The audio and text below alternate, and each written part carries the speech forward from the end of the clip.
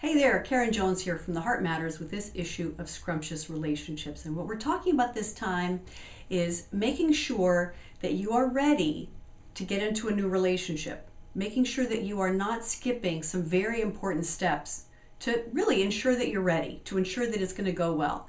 What you want to avoid is, and it happens to all of us, I mean, I can't tell you how many times this happened to me, but we tend to repeat patterns. I'm sure you've heard the phrase, same man, different haircut. Yeah. So what I'm going to talk about is how you can avoid having that happen, right? So you've had this great relationship, it's ended, you're bummed about it or worse, but before you jump into all kinds of frenzied activity, which is what most people do, right? The relationship ends, they blame the guy for what an asshole he was, and they jump into all kinds of activity to make sure that they don't feel anything. They're scrambling to try and get into a new relationship, to not be alone, to avoid all the pain. And that is only going to get you right back into the same exact kind of relationship with a different guy. You don't want to do that. If you want to change the pattern, then here's a much better program. Much better.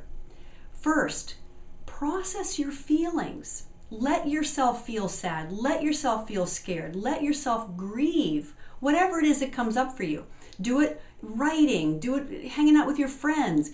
If you have a hard time accessing that, get some help. But make sure that you are processing your feelings. If you sit on those suckers, they have a way of coming out.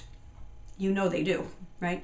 So first, process your feelings. Then make sure that you harvest every possible goodie that came from that relationship, every lesson, every gift, every reminder. What worked, what didn't, what patterns did you repeat, how close was he to what you were looking for. You make sure you scoop every single thing. Don't rush through that process. Learn everything. If we don't learn lessons, we are doomed to repeat them. That is an ancient wisdom, right? And after you've done that, you make sure you reevaluate. Are you on track with, do you know the things that you require in a man? Do you know what you really need in a relationship? I talk about this all the time, right? You're probably sick of hearing me say this because I'm always talking about it. But it's so important. You wouldn't build a house without a blueprint. It'll be nuts. So make sure you realign, get very clear about what you need. Then, once you've gotten clear about that, the next thing you have to do is take a look at yourself. Compare yourself to what you're looking for in a man in a relationship. If what you're looking for is something that you are not willing to meet, not willing to do, not willing to reach for, if it doesn't match who you are very likely not really ready. You're looking for someone to save you from something. You're not really ready. And it's not likely to work anyway because like attracts like. You want to remember that. Okay? Only when all those things are in place, you've processed all that and you know who you are and you really, really have connected to you being your best version of yourself, then go out there and attract men. And they'll be different. If you go through this process, they'll be different than the kinds of men you've attracted in the past. So those are the things that I would very highly recommend you do before jumping out there and trying to get into another relationship.